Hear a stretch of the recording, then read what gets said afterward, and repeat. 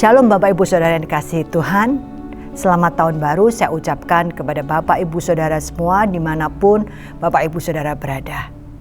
Sudah beberapa hari ini kita masuk di tahun 2023. Bagaimana kita menghadapi dan menyingkapi tahun 2023 ini?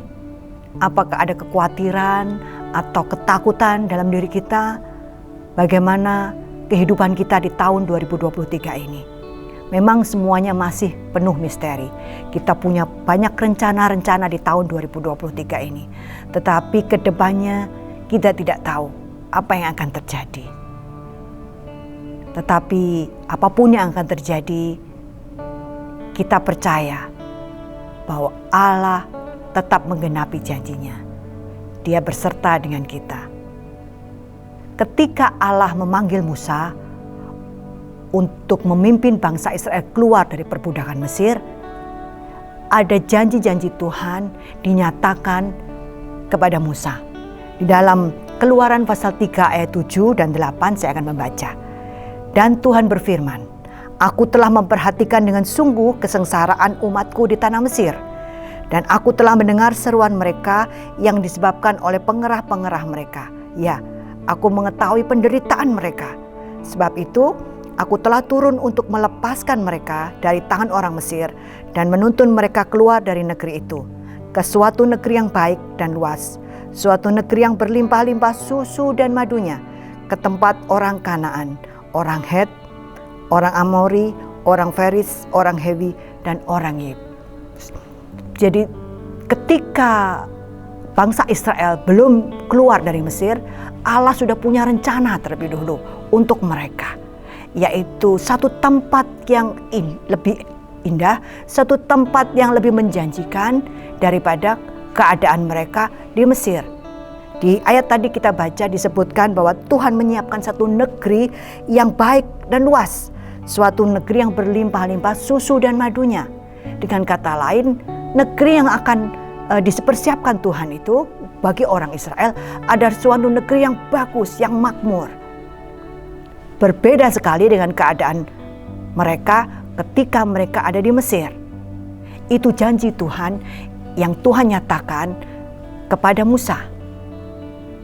Dan kemudian setelah bangsa Israel berhasil keluar dari perbudakan di Mesir, pasal 13 ayat 17 sampai 18 ada janji Tuhan yang juga Tuhan nyatakan kepada bangsa Israel. Kita akan bacakan di ayat 17 dan 18. "Akhirnya Firaun mengizinkan orang Israel pergi. Allah tidak membawa mereka melintasi tanah orang Filistin, meskipun jalan itu lebih pendek untuk sampai ke negeri perjanjian. Ia tahu bahwa orang Israel akan menjadi patah semangat kalau mereka harus pergi ke tempat tujuannya dengan berperang. Sekalipun mereka meninggalkan Mesir dengan membawa senjata, dan bahwa mereka akan cenderung untuk kembali ke Mesir. Karena itu Allah membimbing mereka melalui jalan yang melintasi padang gurun, ke padang gurun menuju laut Teberau. Dan janji Tuhan, Ia akan membimbing bangsa Israel melalui jalan melintasi padang gurun menuju laut Teberau. Itu janji Tuhan. Meskipun bangsa Israel akan dibawa ke jalan, bukan jalan terdekat untuk sampai ke tanah perjanjian, tetapi melalui jalan lain yang lebih panjang jalannya, yang lebih jauh jalannya, tetapi ada janji Tuhan di situ.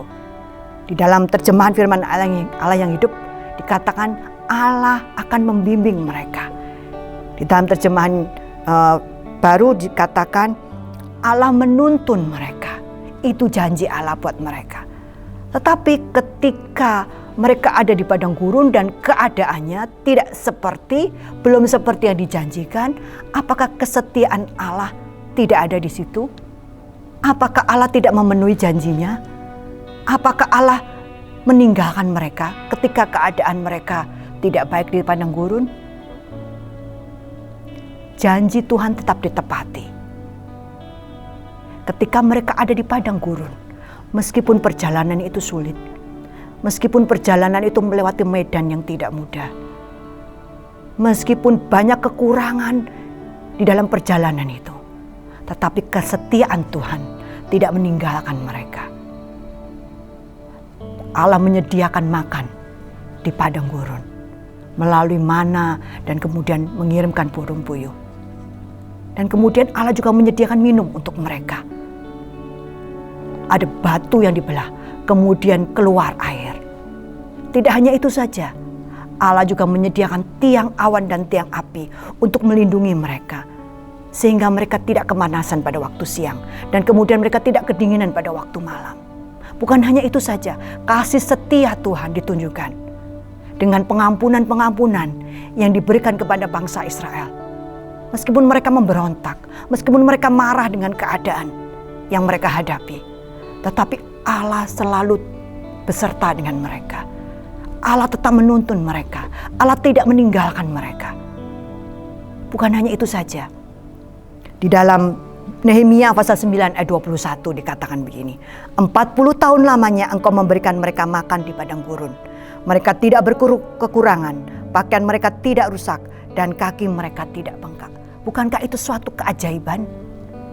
Dengan medan yang tidak mudah, medan yang sulit di padang gurun, dikatakan kaki mereka tidak bengkak. Mereka harus berjalan puluhan kilometer, bahkan mungkin ratusan kilometer.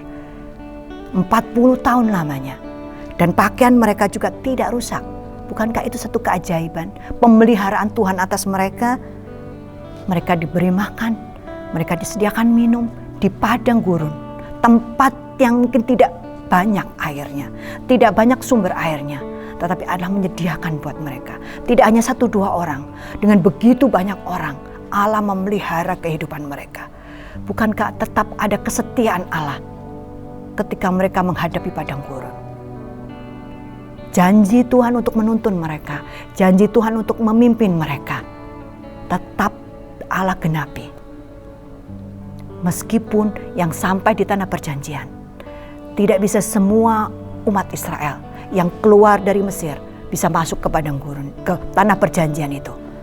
Tetapi tanah perjanjian yang sudah Allah siapkan buat bangsa Israel tetap bisa menjadi bagian mereka. Ada generasi yang lebih muda yang bisa masuk ke tanah perjanjian.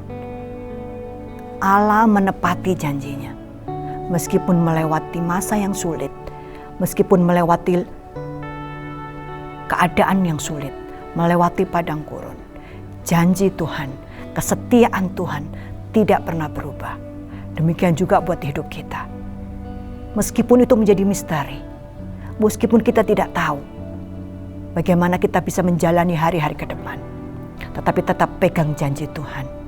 Allah itu setia, dan kesetiaannya juga diberikan buat kita. Ada firman Tuhan yang luar biasa yang kita dapatkan hari-hari ini. Dan pegang itu, pegang janji Tuhan. Dia Allah yang tidak pernah melupakan janjinya. Dia Allah yang menepati janjinya. Dan ketika kita percaya, kita akan mendapatkan janjinya. Allah ingin bangsa Israel merendahkan hatinya. Allah ingin bangsa Israel taat kepada Dia ketika mereka ada di padang gurun. Sebelum mereka masuk ke tanah perjanjian, Allah ingin bangsa Israel mengenal Allah lebih lagi. Ketika mereka ada di Mesir, mereka mungkin hanya mendengar dari nenek moyang mereka tentang Allah yang hidup, Allah yang berkuasa. Tetapi ketika mereka ada di padang gurun, berulang kali Allah menyatakan firman-Nya. Berulang kali Allah menyatakan kuasa-Nya. Seharusnya ketika Allah berfirman, ketika Allah menyatakan kuasa-Nya, itu membuat bangsa Israel semakin mengenal Allah yang hidup itu. Demikian juga kita. Ketika Allah mengizinkanmu masa-masa sulit pada hari-hari kemarin kita lewati, itu membuat kita semakin mengenal Tuhan, semakin mengenal kuasa-Nya. Dan itu menjadi dasar kita untuk menjalani hari-hari ke depan. Karena Allah kita yang setia pada tahun-tahun yang lalu, Allah kita yang sama, yang tidak berubah kuasa-Nya, yang akan menuntun kita, akan memimpin kita, akan menjadi pemandu kita untuk menjalani hari-hari ke depan. Tetap setia. Tuhan Yesus memberkati.